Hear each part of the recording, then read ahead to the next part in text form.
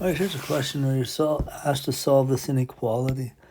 A couple of different ways of doing that, and we'll see some next week when we look at solving rational and radical equations. One trick is I need to get the x's on one side and numbers on the other side. But currently there's these fractions that are bothering me. And I could just fight with the fractions, or you can multiply by a lowest common denominator. And so if you have 4, 9, and 3, I think the lowest common denominator for that would be 36. So you could take and multiply this term by 36, and this term by 36, and this term by 36. Whoops, 36. So 36 and goes into 4 9 times. So 9 times 3, that'd be negative 27x. Notice now we have no fractions. 36, or 9 goes into 36 4 times. 4 times negative 7 would be negative 28. Plus 3 into 36 goes 12 times 2 is 24. 24x. Okay, and now let's bring all my x's over to the left side. So I'll subtract 24x here. And so I'll get negative 51x greater than or equal to negative 28. Divide both sides by negative 51.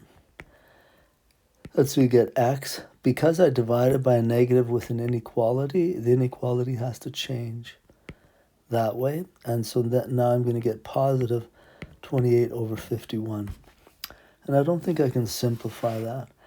Now, if they're wanting to graph that, you'd find here's 0, here's 1. 28 over 51 be somewhere around half, just over half.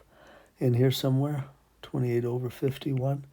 And so it's everything from there and lower. X is less than or equal to that. So it has to be equal to. So I put a square bracket and everything less than that. If they want interval notation, then I'd say my smallest number is negative infinity, and it goes all the way up to 28 over 51, including that. Okay, so that's how you could solve that inequality. Now, just another way you could have done it is, let me rewrite it, negative 3/4 x greater than or equal to negative 7/9 plus 2/3 x. To get your x's together, you could have just right off the bat subtracted 2/3 x from each side. So these cancel, and then negative 3/4 minus 2/3. Let me think, negative 9/12, and then negative 8/12. So it'd be, when you add those together, they're both negative.